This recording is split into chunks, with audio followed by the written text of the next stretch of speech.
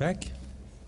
Yes, welcome back to Stavanger University. Welcome back to Norway Chess 2013. Welcome back to the drawing of lots, which is decided by a Blitz tournament. So far, 5 rounds have been played. It's Teimour Radjabov who's leading with an impressive score of 4.5 from 5. And in the meantime, round 6 is underway. So let's quickly turn our attention to that. My name is Dirk-Jan ten Geuzenam. I'm the editor of New in Chess. And with me, and it's a great pleasure, is Zeeman Aggerstein, Norwegian Grandmaster. Welcome, Zeeman. So, which game do you want to... I don't think there is any doubt, actually, because it's Magnus Carlsen playing Levon Aronian. That makes it very easy. Number 1 in the world against number 2 in the world. Exactly. The other way around, actually. And especially because Magnus has actually sacrificed a pawn already in the opening. Okay, so... it's definitely double-edged. Yeah. So far, Levon has been struggling a bit in the Blitz tournament. He's not been very impressive. Magnus had one off moment, but he won a couple of nice games, and he's definitely still in the running. What is the situation at the moment? So Magnus sacrificed is a pawn down, that's for sure, and there's nothing concrete going on. So he will be a pawn down for a long time. Okay. And the only compensation he has is that he's got pressure. He's got the center. Yeah. Now he's got the center.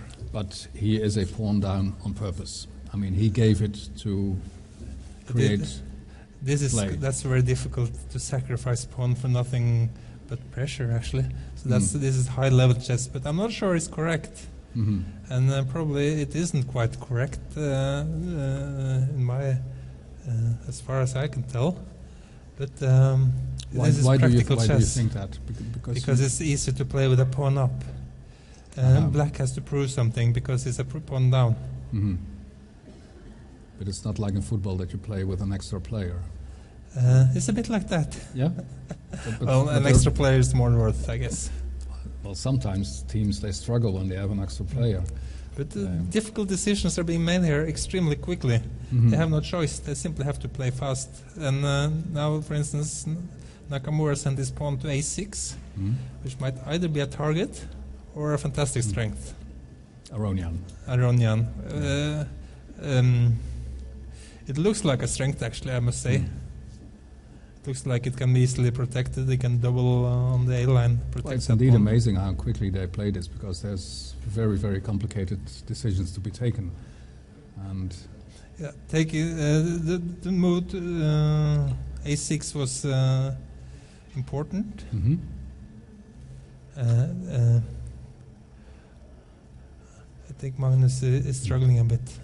Okay, let's turn to another game between Peter Svidler and Vishy Anand,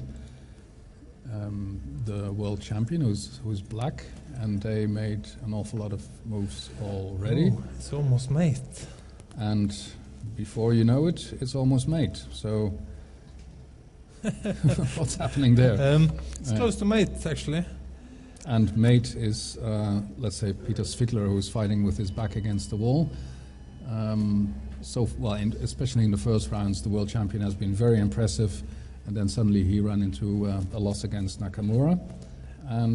But this looks... It's not only close to mate, it's also 2 pawns down, if it takes on h2. That's a very bad combination, or a very good one for Anand in this case. Well, but that's a sweeping victory if he wins this, because he wins it in a couple of minutes' time. Oh, what's this now? Well, he can take on d5 and return to f4. But as the machine points out here, king g7 next move is now, for instance, king g7 now looks very, very strong. It's threatening mate with h6. He has to take on d5, but that must be just winning for black. That will be a very quick win. And that's actually the end. It's already there. Yep. Because it isn't even after bishop takes d5, he can even play e5. It is mate, actually.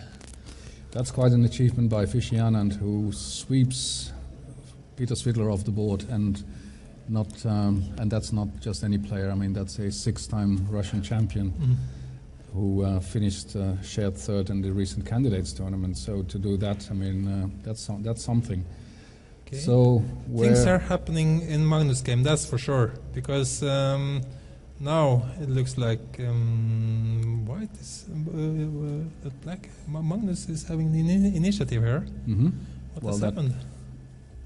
Well, that's what it was all about. That's what he gave the pawn for. And oops, pieces are hanging everywhere. Okay. The rook is hanging, but it might be time to sacrifice and play and take on f6. It actually looks like this is very double-edged for sure. Well, this is strange, very strange. Now it's Aronian sacrificing pieces. First it was Magnus doing that. Oops. But to me it looks like Magnus is winning, because the e3 pawn there, how to defend that one.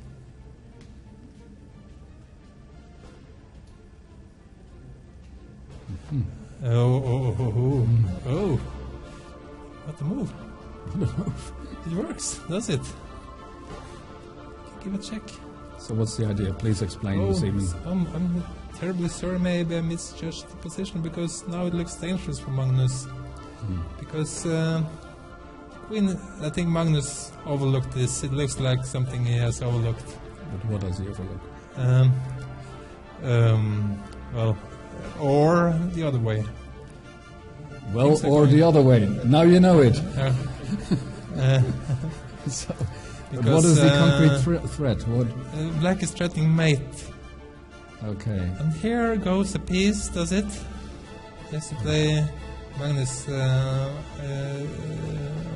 a piece or a rook. It was winning for Magnus. You have to choose a piece or a rook. He resigned. He resigned. So Magnus was best in the complications. That was a quite strange. Last time we looked at it, was a total mess. You're forgiven for just watching it. He looked away for some seconds, and then totally the picture had changed completely. Yeah, but a very important win. I mean, Magnus beats the number 2 in the world rankings. He himself being the number 1, and that's something. That's a very important point.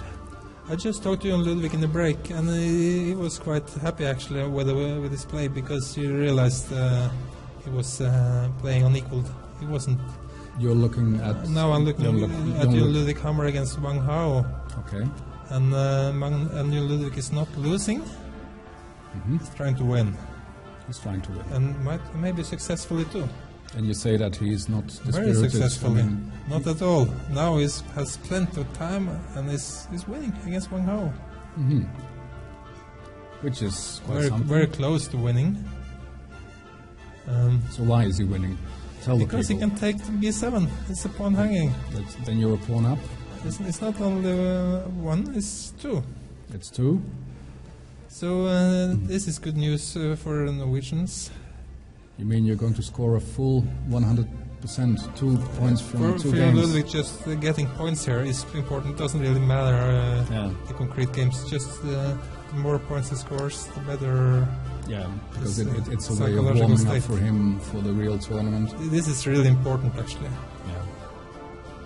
Yeah, that's. I mean, if you lose all your games in a Blitz tournament like that, I mean, it's not going to make you very happy. And now Ludvig has won. Was this his first win? Yes. Congratulations. This is what's important. That's a very special round. It's a very, very, very important thing that happened there. Yeah. And Wang Hao is a very strong player, the number 1 player in China. So now it's only Radjabov left, is it? Yeah, we should watch Radjabov, because he was winning everything, and now how is he doing against Sergey Karjakin? He lost. He lost again.